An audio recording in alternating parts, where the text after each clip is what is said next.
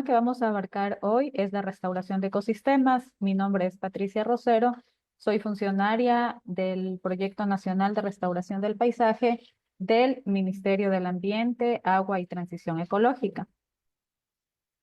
Primero debemos entender lo que es la restauración como tal. Como ya nos mencionó Rosita, nuestra directora de bosques, debemos entender que la restauración no es solamente plantar árboles, sino que ya es un concepto mucho más integral. El Código Orgánico del Ambiente nos indica que son el conjunto de actividades tendientes a la recuperación y restablecimiento de las condiciones que propicien la evolución de los procesos naturales y mantenimiento de los servicios ambientales.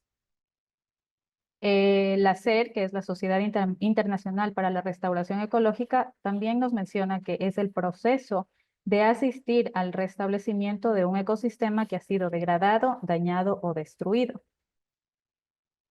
Como podemos darnos cuenta, ya no hablamos simplemente de árboles o de bosques, sino de un ecosistema que engloba componentes bióticos, abióticos, flora, fauna, suelo, aire, agua.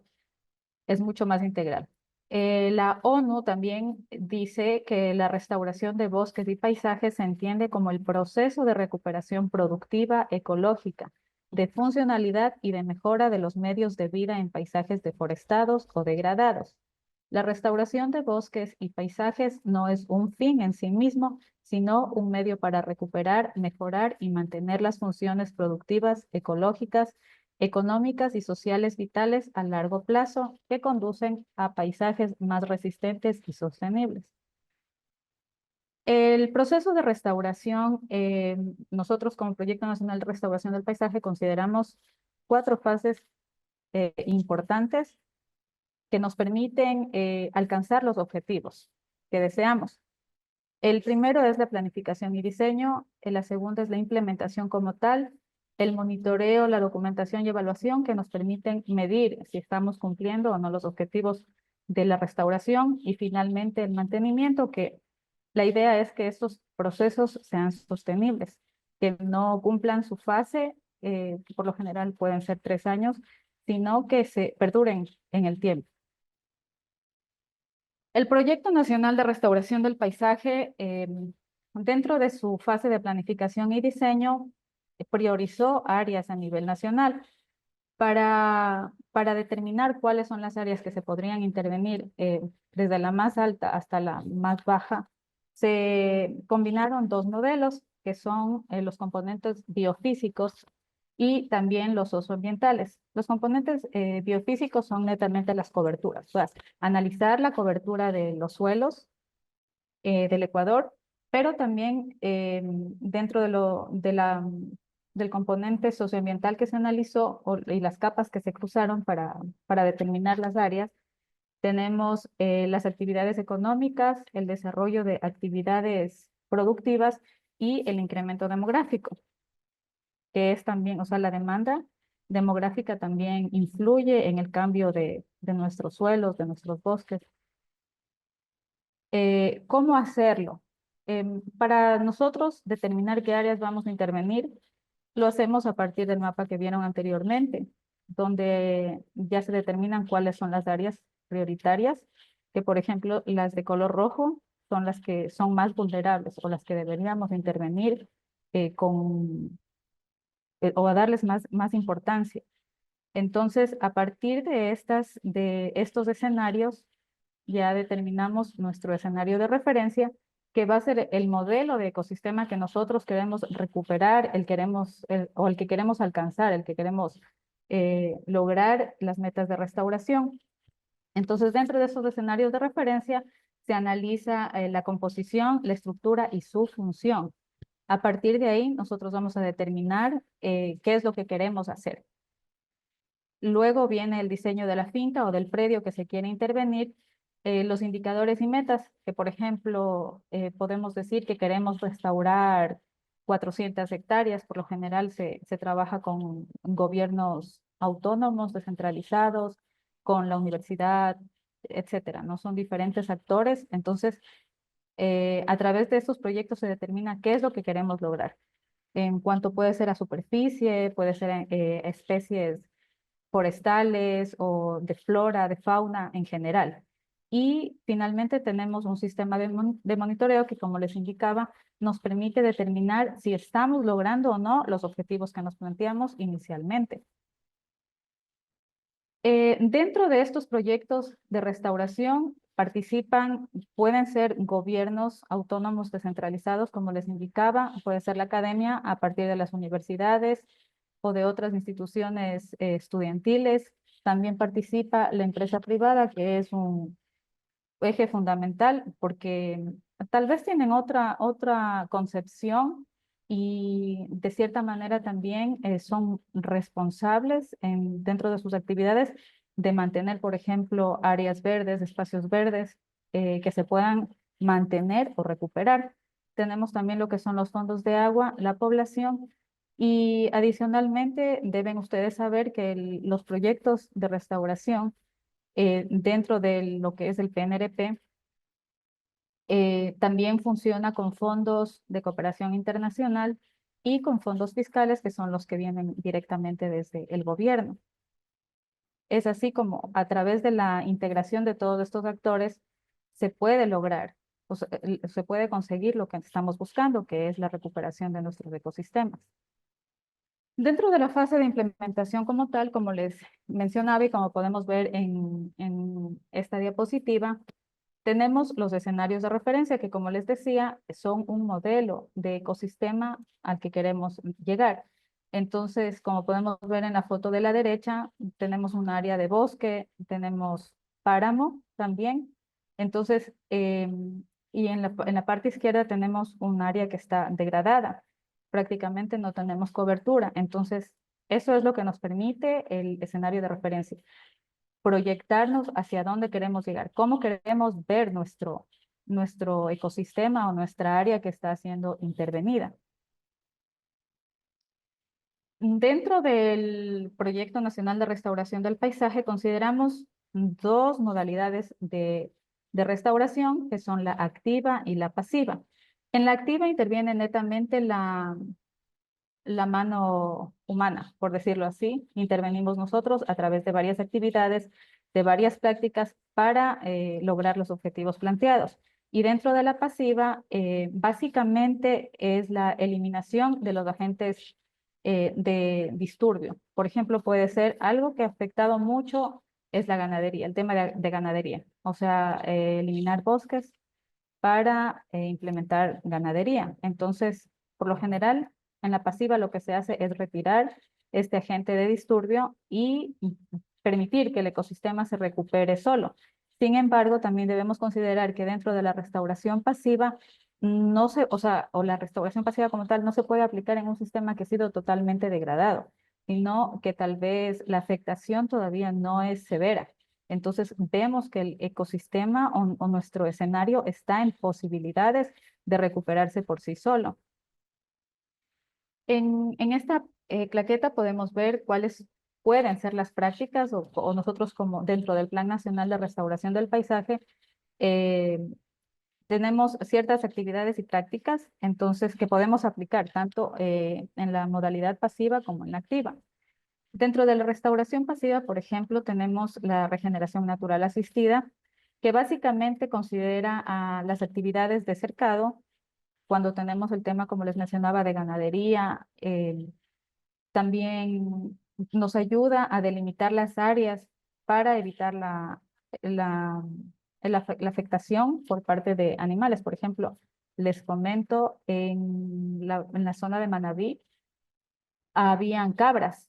Entonces ustedes saben que las cabras acaban o consumen todo lo que encuentran a su paso. Entonces ahí en un área que estaba destinada a la restauración pasiva se colocó un cercado de 8 hilos de alambre, o sea, iban desde los más bajos hacia, o sea, iba subiendo la distancia entre alambre para evitar también que los animales entren, ingresen y se veía claramente cómo las heces de los animales quedaban fuera del cercado y ya no podían ingresar. O sea, ese era, por ejemplo, para nosotros un indicador de que estaba funcionando el cercado. el excremento de los animales estaba totalmente fuera del cercado y ya no podían ingresar a las áreas que estábamos tratando de recuperar bajo la modalidad de restauración pasiva. El control y vigilancia también es importante esta actividad porque nos ayuda a determinar o a identificar cuáles son nuestras alertas. Por ejemplo, en el tema de incendios forestales funciona perfecto porque a tiempo se puede intervenir y se pueden tomar medidas para evitarlos o evitar que se siga propagando, por ejemplo, el incendio forestal. La erradicación de especies invasoras, también de acuerdo a la experiencia que hemos tenido cuando hemos hecho las evaluaciones, el monitoreo.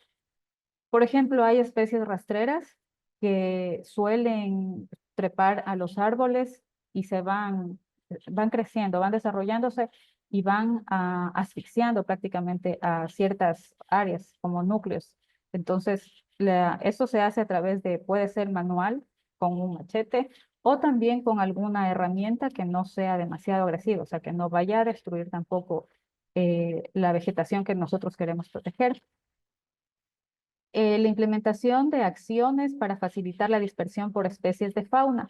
Nosotros sabemos que los animales que van, o sea, en el ecosistema encontramos fauna que ayuda a la dispersión o a la diseminación de especies. Entonces, se podría también intervenir a través de o introducir a estas especies o facilitar, por ejemplo, casas para donde puedan estar las especies y, y ayuden a la diseminación de la flora.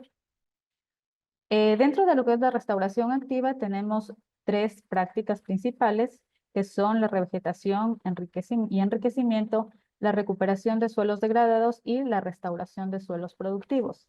La revegetación y enriquecimiento puede darse a través de varias prácticas como la siembra directa de semillas, el plantado de especies. Las especies por lo general nosotros manejamos especies nativas como proyecto, eh, pero también hay especies que ya están naturalizadas, que se podrían considerar dependiendo del ecosistema que nosotros queremos recuperar.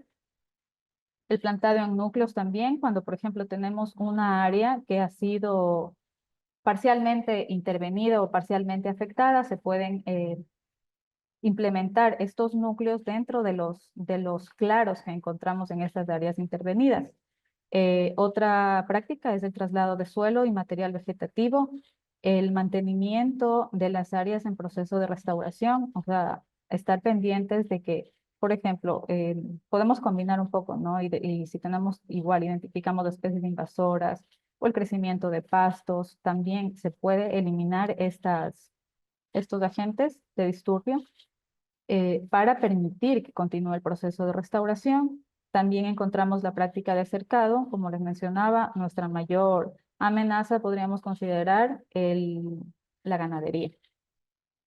Y el posaprovechamiento forestal, que por ejemplo podemos intervenir un área que ya ha sido aprovechada y podemos hacer eh, el enriquecimiento con especies, podemos hacer el manejo de rebrotes que también nos permite mantener la vegetación. Dentro de la otra práctica de restauración activa tenemos la recuperación de suelos degradados, que básicamente es el tratamiento físico y mecánico para la estabilización y zonas degradadas de suelos. A partir de maquinaria podemos mejorar las condiciones de suelo para que puedan ser intervenidas.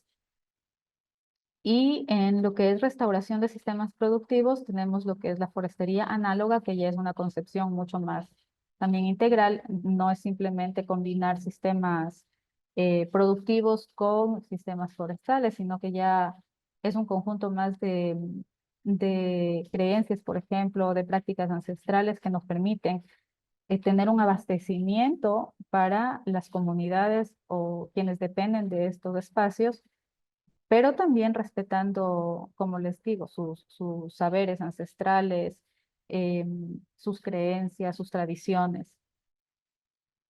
También tenemos los sistemas agroforestales, que bueno, es un poco más básico, se podría decir, por de cierta manera, a donde se combinan los sistemas productivos con el enriquecimiento o la plantación de árboles. Por ejemplo, podemos tener cacao, se puede combinar con especies que En las zonas donde hay mucha radiación se puede dar sombra, en el caso del cultivo de café también.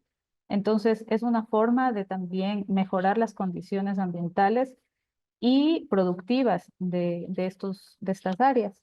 Y también tenemos lo que son sistemas silvopastoriles, que igual de acuerdo a la experiencia que hemos tenido, bueno, esta combinación de los sistemas ganaderos con árboles. Por lo general los árboles se utilizan para dar sombra al ganado, pero también sirven como alimento para los mismos. Entonces, es un poco más difícil de lograrlo en realidad, o sea, ya en la práctica, porque el ganado estropea las plantas, es un poco más costoso porque requiere de más cuidado. Entonces, pero sí, se ha logrado, se han visto casos exitosos, igual en la provincia de Manabí, se logró cercar las plantas hasta que ya tengan una altura óptima para que pueda desarrollarse y evitar que el pisoteo del ganado mate las plantas. Entonces, bueno, aquí podemos apreciar en las fotografías lo que les decía en la foto de la izquierda del cercado. Se colocan así, por lo general, postes de madera o también pueden ser postes que encontramos en el mismo ecosistema. Tenemos de erradicación de especies invasoras, por ejemplo, en la foto del centro podemos encontrar que son tocones de pino. Entonces, sabemos que el pino, o sea, si bien, bueno, es una especie que debe ser ubicada o plantada en los espacios donde debe estar, donde presta un servicio ambiental. Y la implementación de acciones para facilitar la dispersión de especies, por ejemplo, en la foto, no sé si lo aprecian bien, pero es como una madriguera para la fauna que esté en el lugar y está alzado el cercado para permitir que también ingresen especies de fauna que nos ayuden a la dispersión de las semillas. Y control y vigilancia que les mencionaba anteriormente, o sea, nos permite estar alertas de identificar alguna amenaza para poder a tiempo controlarla o evitarla. Bueno, y esto es lo que habíamos visto, la restauración activa, lo que es la revegetación y enriquecimiento, que es la siembra directa de semillas, que es directamente en el sitio, el plantado con especies nativas y naturalizadas, que es lo que normalmente o generalmente, la práctica que generalmente se emplea, la actividad que se ejecuta en campo. El plantado de núcleos, como les decía, en el caso de que hayan claros o áreas que han sido degradadas, que estén dañadas y pueden ser intervenidas. El traslado de suelo y material vegetativo que aplica cuando vemos o consideramos o evaluamos que las condiciones del suelo del sitio que queremos nosotros restaurar no son óptimas. Entonces, queremos darle a las plantas que vamos a plantar la oportunidad de que sean exitosas, de que se prendan, de que tengan un buen desarrollo radicular, que puedan crecer en óptimas condiciones hasta que puedan ya como valerse por sí mismas.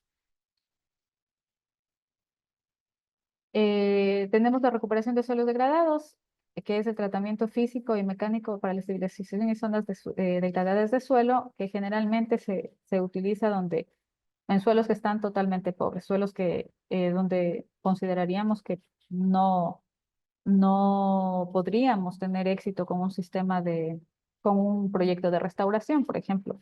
Podría ser en las zonas mineras, que aparentemente son suelos muertos, o en la sierra también suelos donde es Cangagua y se ve muy poca vegetación.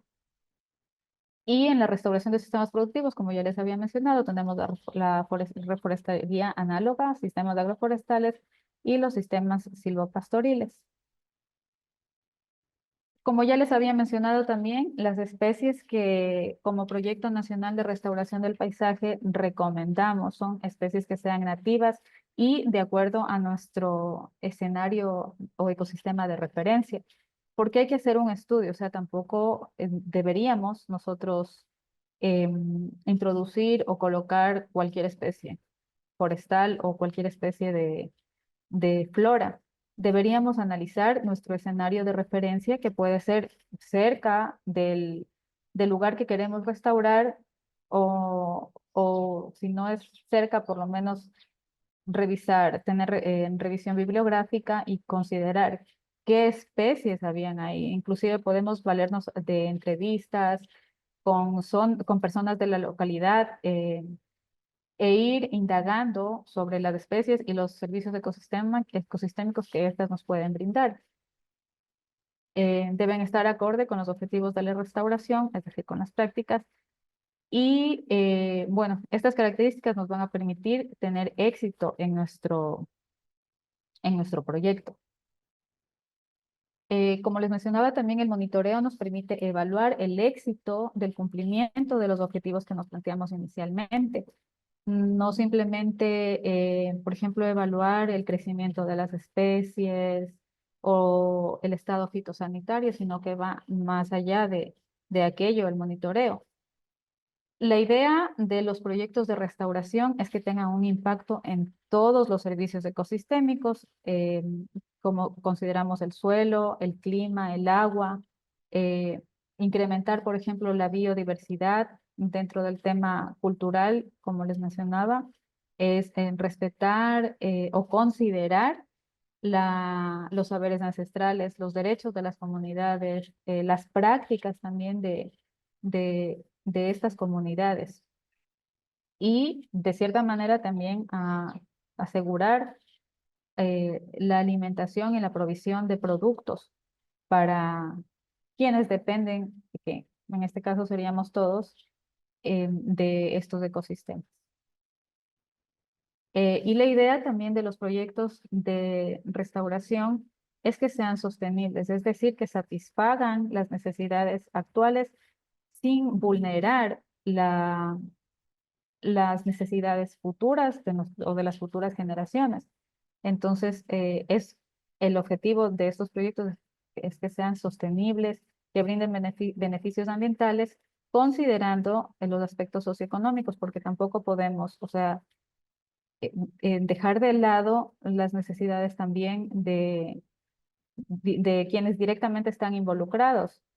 Por lo general, hay gente que depende de la agricultura, entonces no podemos pedirle a una persona que su finca sea totalmente restaurada si ella depende de este espacio. Entonces también hay que considerar eso, a pesar de los beneficios que esto nos, o sea, que nos brindaría, también hay que considerar las necesidades de nuestros beneficiarios. Permite también la creación de empleo y considerando, hemos tenido experiencias, por ejemplo, en las que se ha dado prioridad al género. Entonces han habido, qué sé yo, grupos de mujeres que desarrollan viveros, entonces ya eso representa un ingreso económico también para ellos. Eh, a través del manejo de promotores forestales, que también son los que van a trabajar directamente en el proyecto. Sin embargo, hay la contratación de mano de obra indirecta, que puede ser a los mismos beneficiarios de las fincas, por ejemplo, incentivarlos de cierta manera para que ellos tengan la responsabilidad de establecer las plantaciones, mantenerlas y de ahí en adelante, pues igual, o sea, cuidarlas ya por cuenta propia. Y finalmente, bueno, es la finalización de los proyectos, que ya para esto se hace una evaluación y se determina el cumplimiento de los objetivos planteados en un inicio. También dentro de los proyectos de restauración, por lo general se desarrollan proyectos como complementarios, que son un incentivo para que las comunidades o los beneficiarios puedan también tener otros ingresos y a la par ir desarrollando no solamente la restauración, sino también o sea, ir manejando sus proyectos con los recursos que pueden ser económicos o pueden ser también, por ejemplo, el turismo, como les decía, la forestería análoga. Entonces, como que se complementan a través de estos incentivos. Eso es, estimados. Si tienen alguna pregunta, la pueden dejar en el chat para responderles.